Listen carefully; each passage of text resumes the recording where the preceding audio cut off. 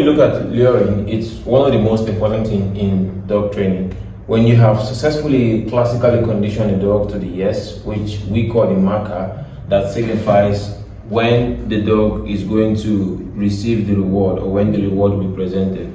So the yes, often regarded as the marker, it simply tells the dog when the reward will be presented. It's a way of communicating to the dog that what the dog just did, or the behavior or the act that the dog just performed, is the desired behavior. And every time you say yes and you reward the dog understands that at that particular point in time, that moment, that particular behavior that was being performed, when you said the yes, or after the dog performed that particular behavior and you say the yes, it means you have marked that behavior. And that's why we call it a marker. Now it communicates to the dog that yes, this is what is expected. And when you say yes and you give the reward, the dog begins to understand why he or she is getting the reward. Now after you have classically conditioned a dog to the yes and the dog understands exactly what the yes means and it's clear to the dog, then we start luring. Luring is very, very important in dog training.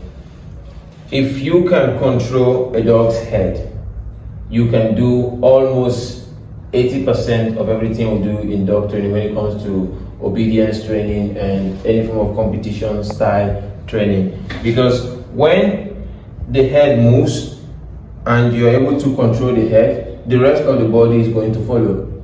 And when you're luring, you don't want to lure the dog too far or too fast. You want to make sure there's proximity between the dog's mouth and your hand.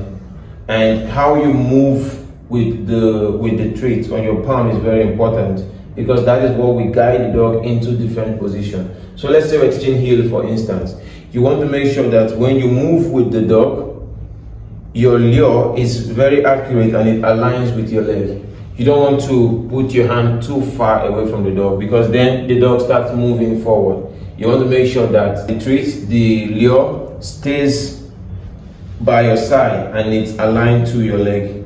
Doing heel training, what we are mostly focused on is getting the dog aligned to our left leg. So when the left leg moves, then the dog moves. So everything about the heel is alignment with the left leg. It's not necessarily your shoulder. In the past, most people used to be concerned about hip alignment, shoulder alignment.